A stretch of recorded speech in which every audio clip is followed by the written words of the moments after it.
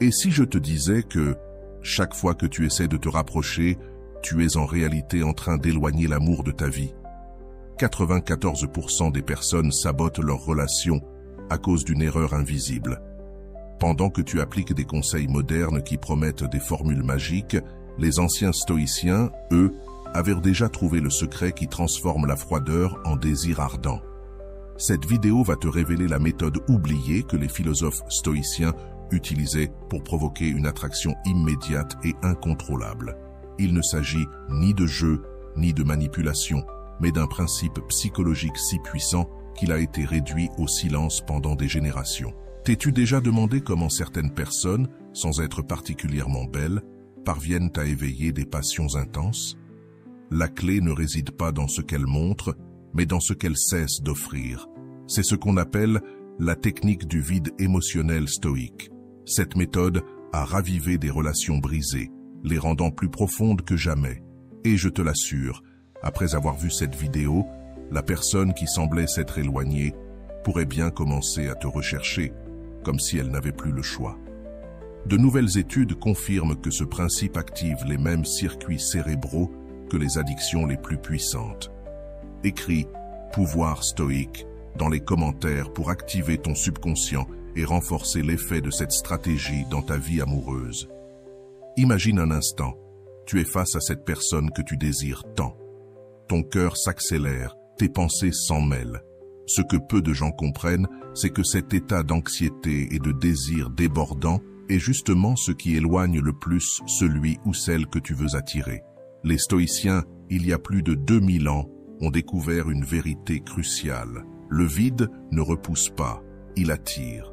Il génère une forme d'attraction puissante. Quand tu insistes encore et encore auprès de quelqu'un, le message que tu envoies est clair. Tu es au-dessus de moi.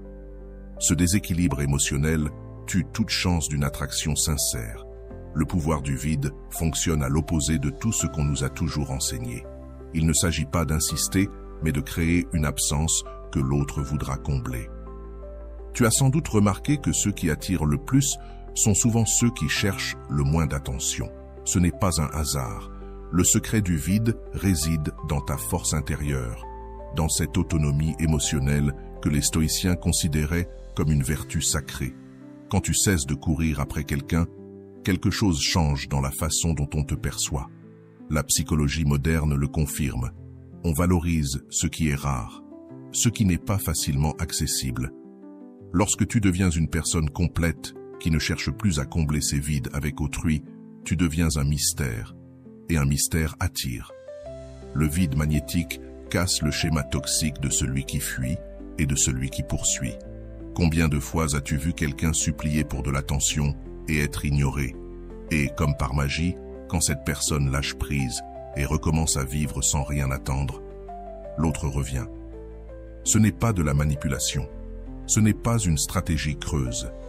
C'est une loi naturelle du désir humain. On chérit ce qu'on ne peut pas posséder facilement. Appliquer ce vide ne veut pas dire feindre l'indifférence, mais te recentrer authentiquement sur toi-même. Les stoïciens enseignaient que la paix naît lorsque l'on se concentre uniquement sur ce qui est sous notre contrôle, nos émotions, nos décisions, notre valeur. Le reste ne nous appartient pas. Ce que l'autre ressent pour toi n'est pas entre tes mains. Souffrir pour cela, c'est gaspiller ton pouvoir. Le vide magnétique t'invite à bâtir une vie intérieure riche. Lorsque tu cesses de réclamer l'amour et que tu commences à t'en offrir, ton énergie change. Tu n'émets plus un signal de manque, mais une vibration de plénitude. Et cela, mon ami, est la chose la plus attirante dans toute relation. Souviens-toi, le vide, ce n'est ni de la froideur, ni du mépris. C'est cette certitude profonde que ton bien-être ne dépend de personne. Cette conviction crée une présence si forte que personne ne peut l'ignorer. Moins tu auras besoin d'approbation extérieure, plus tu la recevras naturellement. Ce vieux principe stoïque a redonné vie à des liens qu'on croyait brisés. Des personnes rejetées pendant des années, en se concentrant sur leurs propres valeurs, sont devenues désirables pour ceux-là même qui les ignoraient.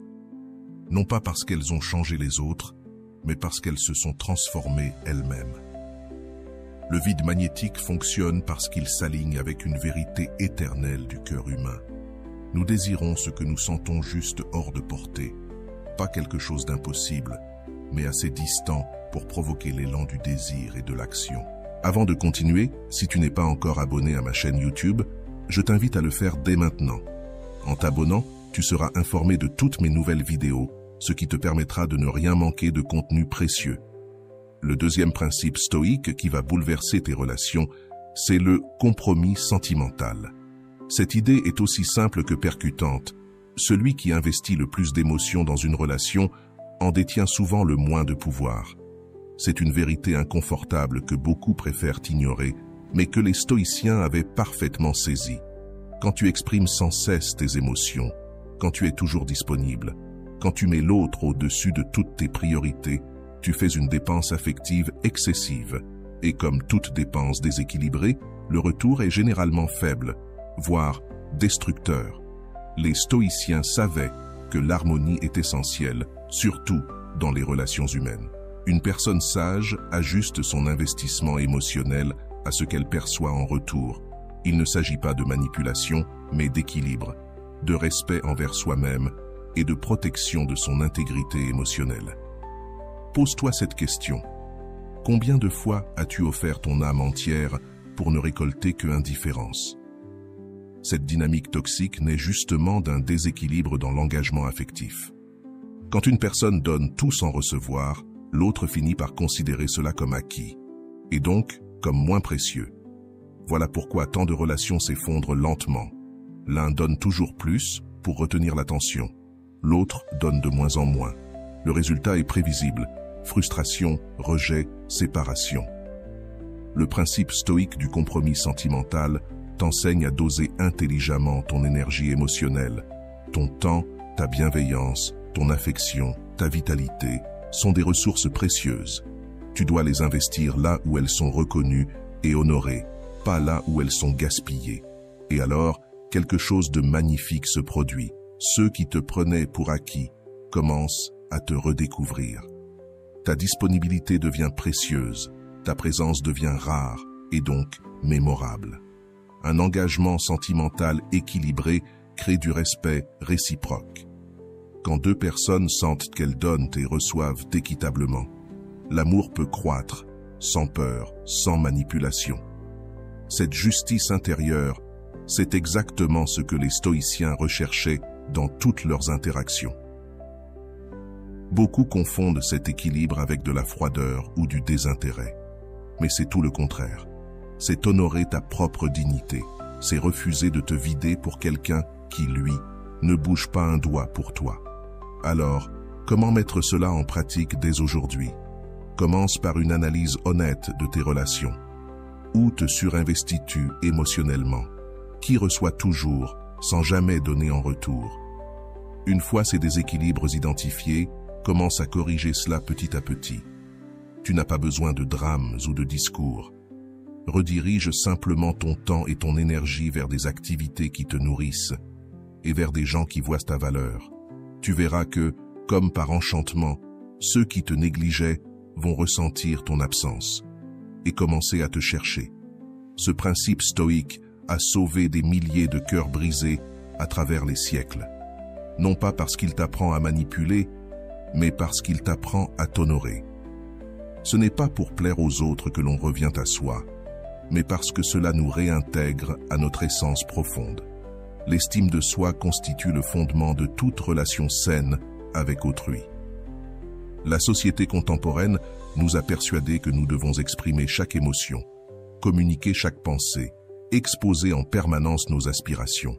Les réseaux sociaux nous incitent à partager chaque fragment de notre vie. Pourtant, les philosophes stoïciens ont découvert quelque chose que la majorité a oublié. La véritable force réside dans la discrétion.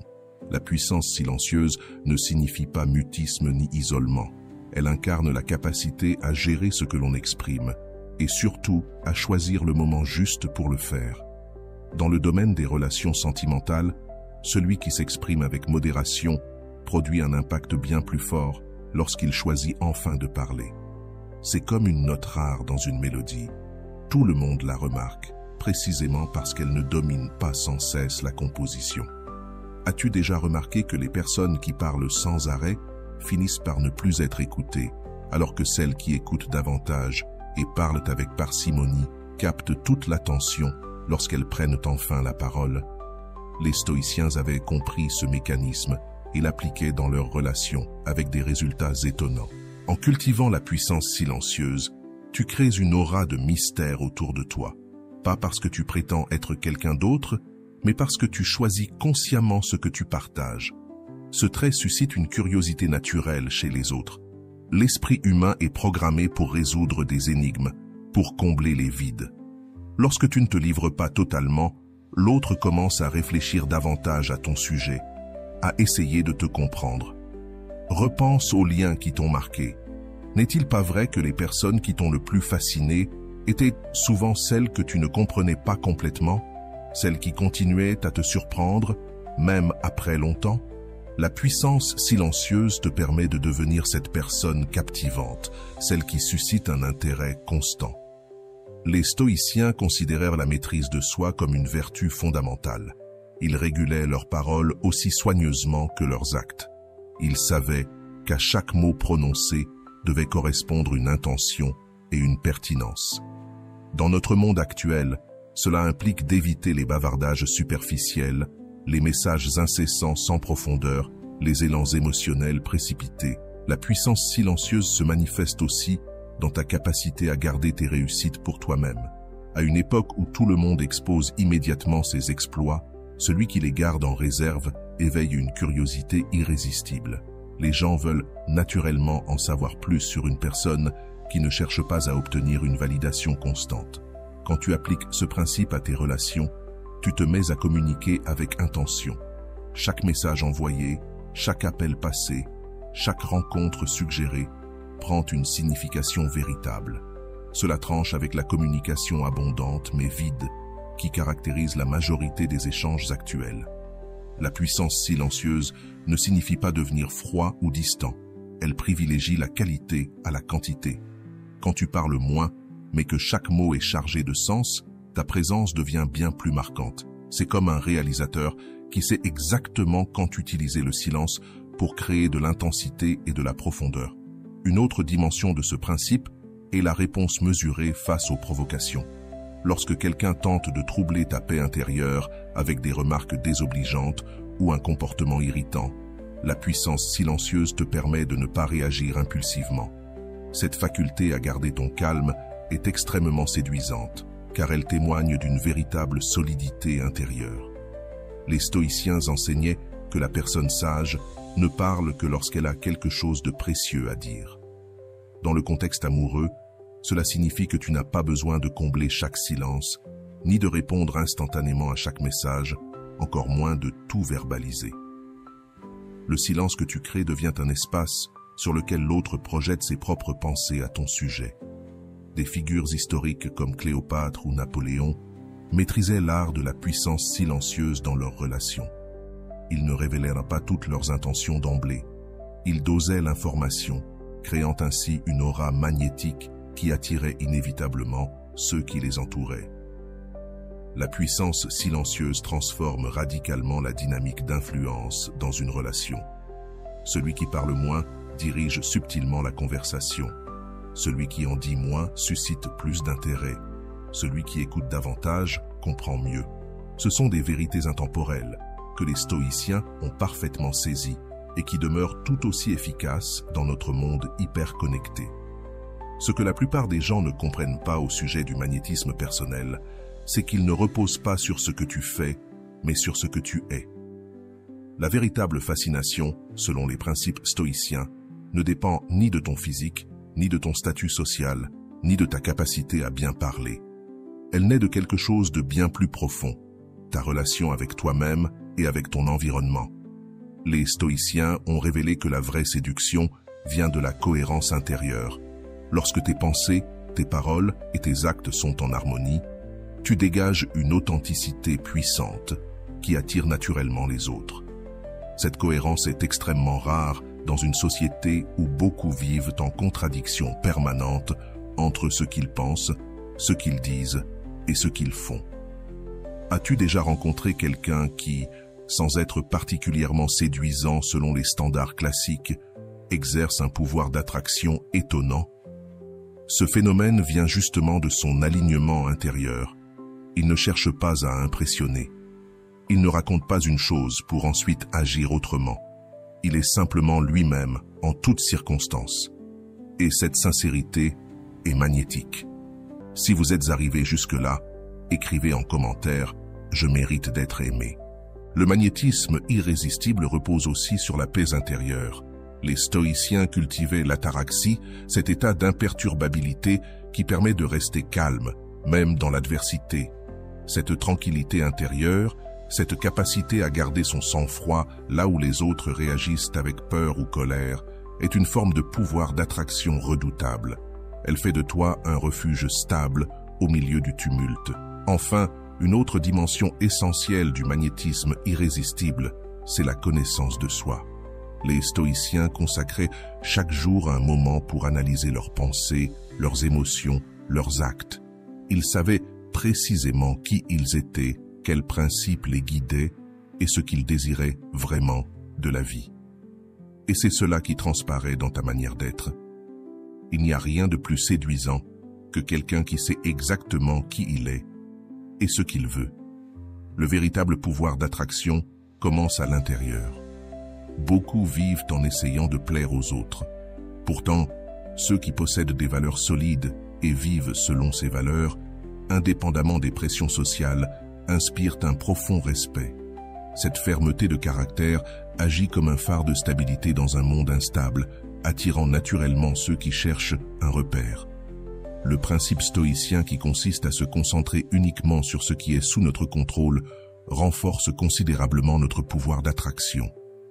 Lorsque tu cesses de te préoccuper de ce que les autres pensent de toi et que tu te recentres sur tes pensées et tes actions, tu dégages une confiance inébranlable.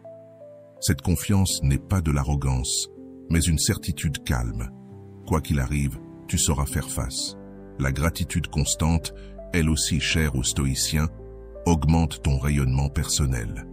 Lorsque tu choisis de valoriser ce que tu as, plutôt que de te lamenter sur ce qui te manque, tu émanes une énergie positive et rare. Cette abondance intérieure contraste fortement avec la vibration de manque et de plainte qui domine chez beaucoup. Les gens sont instinctivement attirés par ceux qui diffusent une positivité authentique. Un autre pilier du magnétisme irrésistible est la capacité à être pleinement présent. Dans une époque saturée de distractions, celui qui sait écouter véritablement, observer pleinement et se connecter sincèrement possède une qualité rare. Les stoïciens pratiquaient cette attention profonde bien avant qu'elle ne devienne une mode. Ils avaient compris que la vie ne peut être vécue qu'au présent, et cette aptitude à habiter le moment te rend irrésistible. La véritable essence du magnétisme stoïcien repose sur une forme de détachement actif. Les stoïciens n'étaient pas émotionnellement froids, mais ils conservaient une saine distance vis-à-vis des résultats. Ils aimaient sans attachement au dénouement.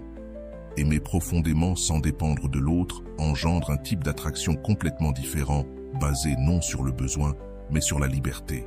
Intégrer ces principes ne te rendra pas irrésistible du jour au lendemain.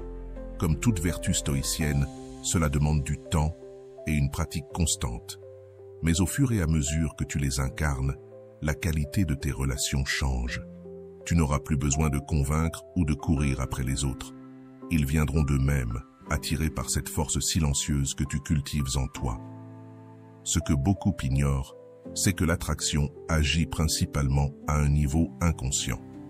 Bien avant Freud, les stoïciens avaient perçu que nos choix les plus significatifs, notamment en amour, ne sont pas toujours rationnels.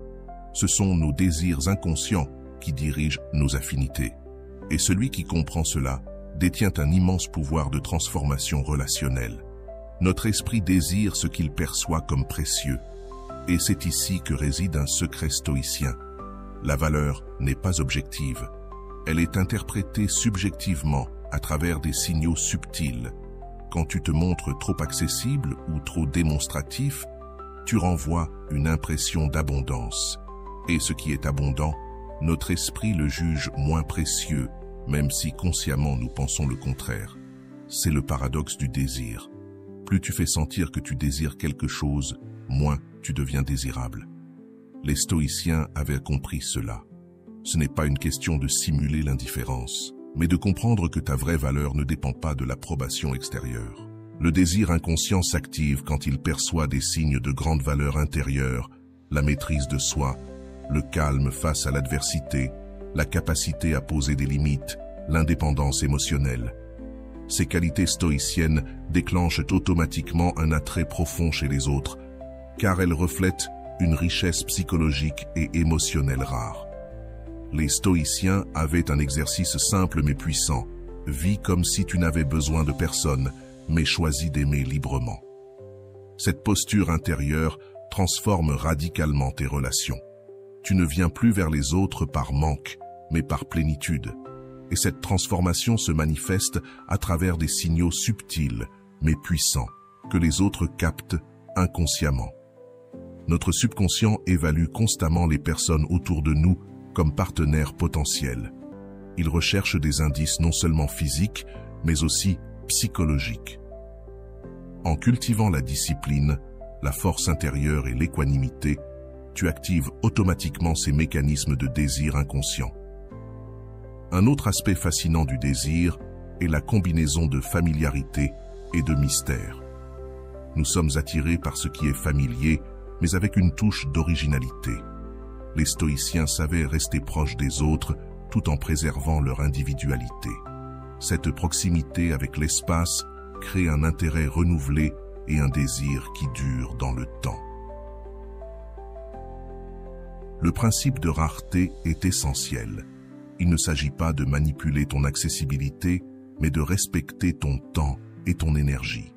Quand tes interactions sont moins fréquentes, mais plus intenses, chaque rencontre devient précieuse. Et c'est cette rareté qui intensifie le désir. Les stoïciens avaient compris que le désir profond ne naît pas de la possession, mais de la valorisation. Lorsque tu apprécies quelqu'un sans chercher à le posséder, tu laisses l'espace nécessaire pour que le désir grandisse. Cette appréciation sans attachement est radicalement différente de l'obsession ou de la dépendance affective. Un autre phénomène observé par les stoïciens, nous désirons davantage ce qui nous a coûté un effort. Ce n'est pas le conflit ou la souffrance, mais l'investissement conscient qui donne de la valeur à une relation. Si tout est trop facile, le désir s'éteint peu à peu. Enfin, la capacité stoïcienne à vivre dans le présent renforce le désir inconscient. Quand tu es pleinement présent dans chaque interaction, sans regret du passé ni anxiété pour le futur, tu crées une connexion exceptionnelle. Cette présence rare est devenue précieuse dans un monde où tout le monde est distrait. Et c'est là la vraie singularité. Elle ne vient pas de ton apparence ou de tes réussites visibles, mais de ta façon d'exister. Quand tu vis selon les vertus stoïciennes, tu deviens unique dans un monde où tant de gens vivent en pilote automatique. Le subconscient réagit puissamment au contraste. Lorsque la majorité cherche désespérément la validation extérieure et la connexion à tout prix, ta capacité à rester en harmonie avec toi-même se distingue fortement. Ce contraste active un désir profond bien plus intensément que n'importe quelle technique de séduction consciente. Les stoïciens ont découvert une grande vérité. Le désir le plus intense naît précisément lorsque tu cesses de le poursuivre comme objectif. Quand tu mènes une vie vertueuse, épanouie en elle-même, sans chercher à séduire à travers tes qualités, c'est à ce moment-là que tu deviens véritablement irrésistible. Le subconscient reconnaît et est attiré par l'authenticité sincère, non par des stratégies calculées. As-tu déjà remarqué comment certaines personnes captivent l'attention dès qu'elles entrent dans une pièce? Elles n'ont pas besoin de hausser la voix ni de chercher à se faire remarquer. Leur simple présence transforme l'atmosphère de manière perceptible. Cette qualité, que les stoïciens cultivaient délibérément, s'appelle la présence captivante. Et la bonne nouvelle, c'est que chacun peut la développer en appliquant des principes stoïciens précis. Tout commence par la discipline de la pleine conscience.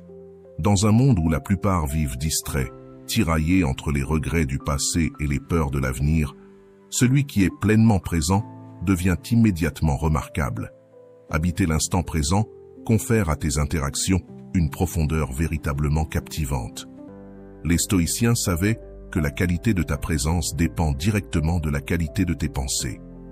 Marc Aurèle écrivait « Le bonheur de ta vie dépend de la qualité de tes pensées. » Lorsque tu cultives des pensées équilibrées, constructives et profondes, elles se manifestent naturellement à travers ta présence physique. Les gens perçoivent cette clarté mentale et en sont attirés, souvent sans en comprendre la raison. Un pilier fondamental de cette présence est la cohérence entre ce que tu penses, ce que tu dis et ce que tu fais. Cette intégrité personnelle inspire confiance, car dans un monde rempli de contradictions intérieures, elle projette une unité solide. Tu dégages une énergie qui inspire naturellement le respect et la sécurité. La présence captivante passe aussi par le langage du corps. Les stoïciens encouragent une posture qui reflétait leur force intérieure, droite mais détendue, ancrée mais souple. Ce n'est pas une posture forcée, mais une expression naturelle de la sérénité intérieure. Ton corps parle en permanence. Ceux qui maîtrisent la présence veillent à ce qu'ils transmettent sérénité et assurance. La voix en est un autre élément clé. Les stoïciens cultivaient une voix posée, calme, claire, une voix qui n'a pas besoin de s'élever pour imposer son autorité. Une voix qui vient du centre, sans tension ni anxiété, donne à chaque mot une portée mémorable. Et puis, il y a le silence. Dans une société qui fuit les blancs et les silences, être capable de rester à l'aise dans le calme est une force redoutable. Les stoïciens pratiquaient le silence non comme une absence, mais comme une discipline. Éliminer les mots inutiles pour donner de la puissance à ceux qui comptent. Loin de créer de la distance, ce silence profond renforce la connexion. Un autre aspect de cette présence est l'écoute intégrale. Dans un monde où l'on écoute pour répondre plutôt que pour comprendre, rencontrer quelqu'un qui écoute vraiment est une rareté précieuse. Pour les stoïciens, l'écoute était une vertu. Accorder une attention réelle est un don d'une grande valeur. La présence captivante naît aussi de l'autonomie émotionnelle. Quand tu ne dépends plus du regard ou de l'approbation des autres, tu dégages une énergie de liberté. Et cette liberté attire. Les gens gravitent naturellement autour de ceux qui ne cherchent pas désespérément à être validés. L'équilibre émotionnel en fait également partie. Les stoïciens ne refusaient pas leurs émotions. Ils les observaient, les accueillaient sans se laisser emporter. Ce calme intérieur devient une ancre dans les tempêtes émotionnelles des autres. Dans un monde instable, tu deviens un refuge. Cette présence se construit aussi en vivant selon tes principes les plus élevés. Lorsque tes actions reflètent tes valeurs au quotidien, tu dégages une intégrité qu'on ressent avant même que tu ne parles. Cette cohérence entre ce que tu es et ce que tu fais crée une aura d'authenticité magnétique. Mais l'élément le plus profond de cette force d'attraction, c'est la tranquillité intérieure qui naît de l'acceptation. Accepte ce que tu ne peux changer, tout en agissant pleinement sur ce qui dépend de toi. Cette paix, typiquement stoïcienne, contraste fortement avec l'agitation permanente du monde. Et c'est précisément ce contraste qui rend ta présence inoubliable. L'effet cumulé de toutes ces pratiques donne naissance à ce que les stoïciens appelaient l'eudaimonia, une vie bien vécue, en harmonie avec la nature et les principes les plus élevés de l'être. Cette qualité de vie crée une présence si magnétique que les autres peuvent ressentir ton absence comme un vide profond. Tu laisses une empreinte durable que l'on cherche à revivre encore et encore. Contrairement à ce que beaucoup croient, la véritable fascination n'a rien à voir avec des stratégies de manipulation ou des artifices. L'attraction stoïcienne repose sur des fondations bien plus profondes. Elle transforme non seulement tes relations, mais aussi ta manière d'exister. Tout commence avec un regard stoïcien sur autrui, voir la véritable nature de chaque être, au-delà des apparences. Lorsque tu développes cette capacité à apprécier l'essence unique de chacun, tu crées des connexions d'une rare profondeur. Tu ne réagis plus à une image ou à un masque, mais à la personne réelle. Et cette sincérité dans ta façon de percevoir et d'interagir devient incroyablement attirante. Les stoïciens avaient compris que la vraie fascination repose sur le caractère, non sur la manipulation. Car les artifices séduisent un moment, mais s'effondrent avec le temps. Tandis que l'attraction fondée sur la vertu construit des liens solides, durables et profondément humains. Épictète affirmait « Commence par te dire à toi-même quel genre de personne tu veux être, puis agis en conséquence. » Cette cohérence entre ton idéal et tes actions crée une authenticité profondément attirante. Un élément fondamental de l'attraction philosophique est la curiosité sincère. Les stoïciens cultivaient un esprit ouvert, non pas pour manipuler, mais pour réellement comprendre. Lorsque tu manifestes un intérêt authentique pour l'univers intérieur d'une autre personne, sans intention cachée, tu crées un espace où la connexion peut émerger naturellement. Cette véritable curiosité est rare et donc précieuse. L'attraction philosophique inclut aussi l'art de la conversation significative.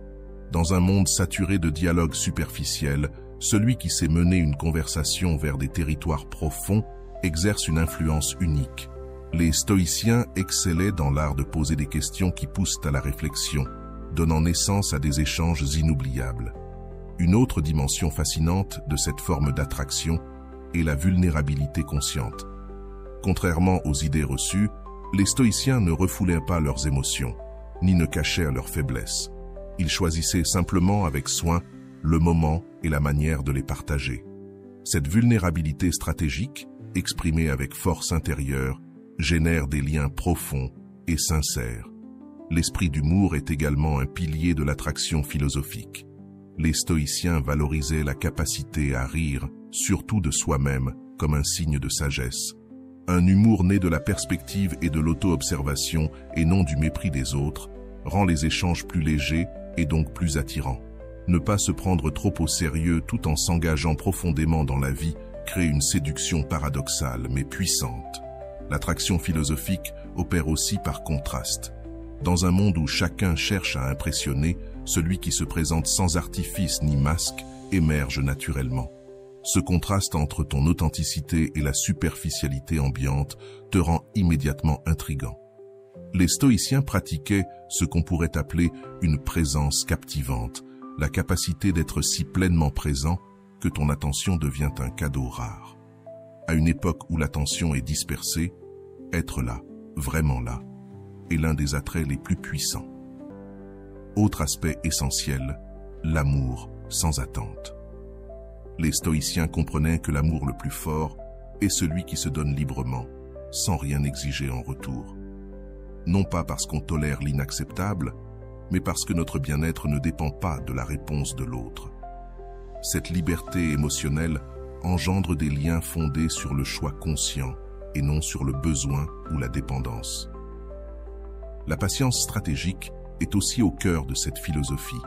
Les stoïciens respectaient les cycles naturels, y compris dans les relations. Ils savaient que forcer une connexion ne fait que générer de la résistance. La patience stoïcienne n'est pas une passivité, mais une sagesse. Celle de laisser une relation se développer à son propre rythme. Peut-être l'aspect le plus puissant de l'attraction philosophique est-il l'exemple vivant. Les stoïciens ne prêchèrent pas des vertus qu'ils ne pratiquaient pas eux-mêmes. Ils incarnent leurs principes au quotidien, devenant ainsi des sources naturelles d'inspiration. Comme le disait Sénèque, les mots instruisent, les exemples influencent. La vraie magie de l'attraction stoïcienne ne cherche pas à conquérir l'autre, mais à créer un espace de croissance mutuelle. Ce n'est pas une stratégie pour obtenir quelque chose, mais un art de bâtir ensemble quelque chose de nouveau. Cette intention pure génère une forme d'attraction radicalement différente, non pas fondée sur le manque ou le désir égoïste, mais sur la possibilité d'un développement partagé. La maîtrise affective incarne la culmination de tous les principes stoïciens appliqués aux relations humaines.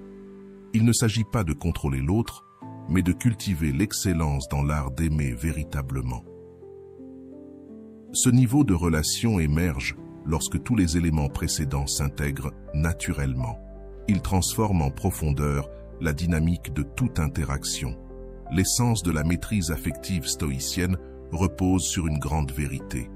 Ce n'est que lorsque tu n'as plus besoin de l'affection d'une autre personne que tu peux vraiment l'aimer pleinement. Cette liberté intérieure, cette capacité d'aimer sans dépendre du résultat, crée un amour authentique, exempt de peur, de possession ou de domination. Les stoïciens savaient que toute véritable maîtrise commence par une profonde connaissance de soi. Quels sont tes schémas relationnels? Quelle peur inconsciente guide tes comportements? Quelles attentes cherches-tu à satisfaire par l'autre? Lorsque tu mets en lumière ces dynamiques cachées, tu cesses d'agir par automatisme émotionnel. Tu choisis consciemment. La maîtrise affective, c'est aussi discerner entre amour véritable et dépendance émotionnelle. Cette dernière, née de la peur de perdre, engendre possessivité et autodestruction. Le véritable amour, lui, naît de l'abondance intérieure et nourrit la liberté et la croissance de l'autre. Les stoïciens entretenaient activement cette distinction dans toutes leurs relations. Au cœur de cette sagesse affective se trouve ce qu'ils appelaient l'amour selon la nature. Aimer la personne réelle telle qu'elle est et non une image idéalisée. Lorsque tu cesses de vouloir changer l'autre pour qu'il corresponde à tes attentes, tu crées un espace d'acceptation totale. Et c'est là que l'amour peut vraiment s'épanouir. Cela implique aussi une responsabilité totale envers tes propres émotions. Personne ne peut te faire ressentir quoi que ce soit sans ton interprétation. Tes émotions sont générées par ta perception des événements. En assumant cette responsabilité, tu cesses de blâmer l'autre pour ton état émotionnel et tu reprends ton autonomie dans la relation. Un autre pilier fondamental est la communication consciente. Les stoïciens maîtrisaient l'art de parler avec clarté et honnêteté, toujours avec compassion. Leurs mots ne visaient pas à blesser ou manipuler, mais à créer des ponts de compréhension. Cette manière de communiquer qui exprime des vérités parfois difficiles avec douceur et respect transforme la qualité de toute relation. Enfin, la maîtrise affective se manifeste par l'établissement de limites saines. Contrairement à ce qu'on pense, poser des limites ne crée pas de distance. Au contraire, cela rend possible une véritable intimité. Les stoïciens savaient qu'en l'absence de limites claires, l'amour peut vite se perdre dans la confusion ou l'abus. Tomber dans la codépendance ou le ressentiment est une erreur fréquente. Les limites saines, elles, transmettent ton estime de toi et créent le respect mutuel indispensable à une relation profonde. Un autre aspect fondamental de la maîtrise affective, c'est la pratique du pardon conscient. Les stoïciens ne confondaient pas pardonner avec excuser des comportements destructeurs. Le pardon, selon leur philosophie, consiste à ne pas porter le poids du ressentiment en comprenant que chacun agit selon son niveau actuel de conscience. Ce pardon n'implique pas nécessairement de garder une personne dans ta vie. Il te libère des chaînes émotionnelles du passé. La maîtrise affective inclut également la capacité à gérer les conflits depuis un espace de calme intérieur. Les stoïciens voyaient les désaccords non comme des menaces, mais comme des opportunités d'approfondir la compréhension mutuelle. Lorsque tu affrontes les conflits avec sérénité plutôt qu'avec réactivité, tu transformes les tensions en catalyseur d'un lien plus profond. Mais peut-être que le plus révolutionnaire dans cette sagesse affective, c'est ce que les stoïciens appelaient l'amour comme pratique philosophique. Aimer pour eux n'était pas un simple sentiment, mais un exercice quotidien. Chaque interaction devient alors une occasion de cultiver la patience, la compréhension, la générosité et l'auto-observation. Cette approche culmine dans ce que les stoïciens nommaient l'amour selon la raison universelle. Il ne s'agit plus d'aimer à partir d'un désir personnel, mais depuis une conscience élargie de notre interdépendance avec tous les êtres. Cet amour expansif transcende les limites de l'ego. Il ne perd rien en passion, ni en intimité, mais il gagne en profondeur, en sens et en but. La transformation ultime de cette maîtrise affective, c'est que tu cesses de chercher en l'autre la source de ton bonheur, de ta complétude ou de ton salut. Tu n'aimes plus depuis un vide intérieur, mais depuis une abondance. Et ce changement fondamental dans l'intention même de ton amour crée une dynamique complètement nouvelle. L'autre n'a plus à porter le poids de te rendre heureux. Et paradoxalement, C'est cette liberté qui ouvre la voie à une connexion plus joyeuse et plus authentique que jamais. C'est là la promesse de la maîtrise affective stoïcienne. Un amour qui n'a pas besoin de posséder pour se sentir en sécurité, qui n'a pas besoin de contrôler pour se sentir puissant, qui n'a pas besoin d'exiger pour se sentir précieux. Un amour qui émerge de la richesse intérieure et se donne librement, transformant non seulement tes relations, mais ta perception même de l'existence. As-tu déjà eu l'impression que tes liens affectifs suivent toujours le même schéma douloureux, comme si tu étais enfermé dans un cycle sans fin? Le ressurgimiento sentimental, ou renaissance sentimentale, est ce processus transformateur où tu parviens enfin à briser ces cycles autodestructeurs. Tu commences alors à vivre une forme d'amour entièrement nouvelle, libératrice et puissante. Ce n'est pas une simple amélioration de ce que tu connais déjà, mais une véritable naissance à une manière d'aimer que tu n'as peut-être jamais connue. Cette renaissance commence par ce que les stoïciens appelaient la mort de l'ego relationnel. Un moment décisif où tu abandonnes toutes les stratégies de protection, les manipulations subtiles ou évidentes, les mécanismes de contrôle soigneusement construits au fil des années. Comme un serpent qui mue, tu laisses derrière toi les comportements qui, autrefois, t'ont servi à survivre, mais qui aujourd'hui t'enchaînent. Ce détachement n'est ni facile, ni indolore, mais il est indispensable pour expérimenter un amour plus vaste, plus profond et d'une qualité supérieure. Les maîtres stoïciens enseignaient que tout véritable renouveau commence par une mort symbolique. Et dans le domaine de l'amour, cela signifie renoncer à ton ancienne identité affective. Cela signifie lâcher prise sur tes attentes, tes défenses psychologiques, tes stratégies pour obtenir validation et sécurité. Ce n'est que lorsque tu es prêt à déposer ce lourd bagage émotionnel que tu ouvres l'espace nécessaire pour qu'un amour véritablement neuf puisse entrer dans ta vie. Ce renouveau affectif implique également ce qu'on pourrait appeler une amnésie sélective constructive. Ce n'est pas oublier aveuglément les leçons du passé. C'est choisir consciemment de ne pas projeter automatiquement tes anciennes blessures sur ton présent. C'est te libérer de cette répétition inconsciente pour enfin vivre l'amour dans toute sa nouveauté. Chaque nouvelle personne qui entre dans ta vie possède une individualité unique et irréfutable. Chaque relation représente un territoire complètement inexploré avec ses propres caractéristiques. Cette extraordinaire capacité à percevoir la réalité avec des yeux neufs, sans le filtre déformant des blessures passées, constitue précisément l'essence transformatrice de la renaissance sentimentale. Un aspect absolument crucial de ce processus est la réconciliation consciente avec ton histoire affective personnelle. Les pratiquants du stoïcisme cultivent avec discipline une révision compatissante et objective de leur passé, pas pour se juger sévèrement, mais pour se comprendre en profondeur. Lorsque tu examines tes relations passées depuis cette perspective plus élevée et bienveillante, tu découvres avec étonnement qu'il n'existe pas d'erreurs irréparables ni d'échecs définitifs. Il n'y a que des expériences précieuses qui, même douloureuses, t'ont préparé minutieusement à ce moment précis de transformation. La renaissance sentimentale implique aussi un changement radical dans tes croyances profondes sur ce qu'est véritablement l'amour et ce qu'il peut devenir dans son expression la plus élevée. Beaucoup d'entre nous portons inconsciemment des définitions extrêmement limitantes de l'amour, absorbées de notre culture, de notre famille ou de nos premières expériences. Les penseurs stoïciens nous invitent à remettre en question ces définitions restrictives et à élargir notre compréhension de l'amour dans ses multiples dimensions.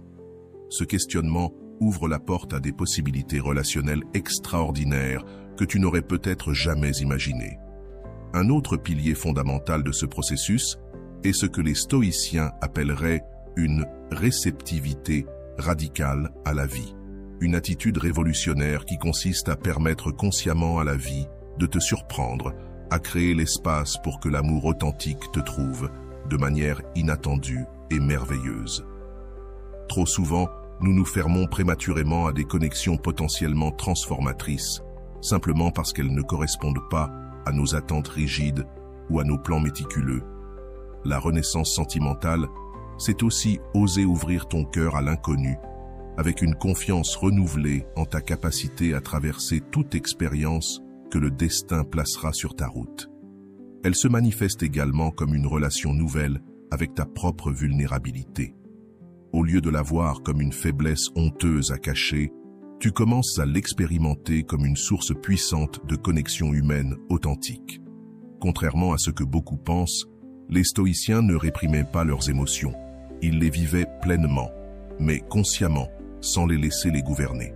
Cette vulnérabilité assumée crée une forme d'intimité rare, bien plus profonde que ce que la majorité des gens expérimentaient. Un aspect profondément transformateur de la renaissance sentimentale est la libération définitive des charges émotionnelles du passé.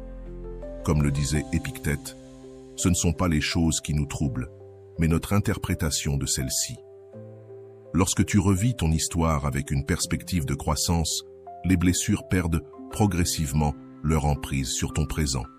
Cela crée un espace intérieur où des formes d'amour plus élevées peuvent éclore naturellement. Cette transformation inclut aussi le développement de ce que les stoïciens appelaient amor fati, l'amour du destin. C'est la capacité d'embrasser pleinement ton parcours relationnel avec ses joies et ses douleurs, en reconnaissant que chaque expérience t'a façonné pour ce moment précis. Cette acceptation sans résistance devient la base solide d'un nouveau départ. Et au cœur de cette révolution intérieure, il y a la naissance d'une compassion inconditionnelle, d'abord envers toi-même, puis envers les autres. Les stoïciens comprenaient que chacun agit selon son niveau de conscience. Cette compréhension ne justifie pas le mal, mais elle libère du poids du ressentiment. De cette compassion élargie naît une nouvelle manière de se relier au monde. La culmination de ce renouveau, c'est ce que les stoïciens appelleraient un amour pleinement conscient. Tu n'aimes plus par besoin, par peur de l'abandon, par habitude ou par pression sociale. Tu aimes comme un acte volontaire, issu de ton centre le plus authentique. Cet amour n'est pas dépendant des circonstances extérieures. Il naît d'une décision intérieure que tu renouvelles chaque jour. Il ne cherche pas de justification, car il est l'expression naturelle de ce que tu es devenu.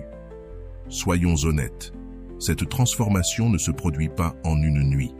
Elle est progressive, parfois douloureuse, mais profondément révélatrice. Chaque petit pas vers cette direction t'approche d'un amour que tu ne pensais peut-être pas possible.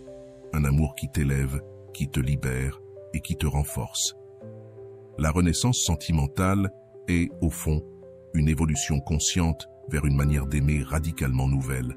Il ne s'agit pas seulement d'améliorer un peu tes relations, mais d'opérer un véritable saut quantique dans ta capacité de connexion humaine. Ce processus, bien que parfois exigeant, offre une récompense incomparable, la découverte de dimensions de l'amour qui transcendent l'expérience ordinaire. Les stoïciens voyaient cette renaissance comme une étape naturelle dans l'évolution spirituelle de l'être humain. Ils croyaient que chacun possède le potentiel d'accéder à des formes supérieures de relations, mais que ce potentiel reste dormant tant qu'il n'est pas activé par une pratique intérieure rigoureuse. Le renouveau sentimental est, en essence, une seconde chance d'aimer depuis une conscience élargie. C'est la possibilité extraordinaire de bâtir des relations qui ne comblent pas seulement tes besoins, mais qui participent activement à ton développement personnel. Et une fois que tu as goûté à ce type d'amour, tu réalises que les limites que tu percevais dans tes relations étaient en réalité logées dans ta propre conscience.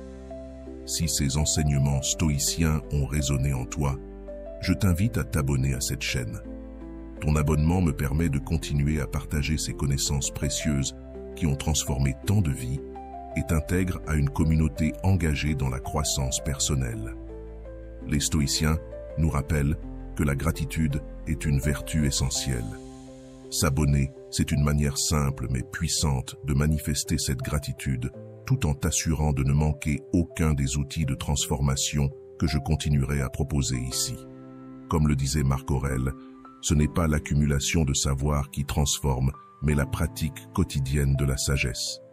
Alors rejoins cette communauté maintenant. Ensemble, engageons-nous sur cette voie puissante vers un amour plus conscient, plus profond, plus libre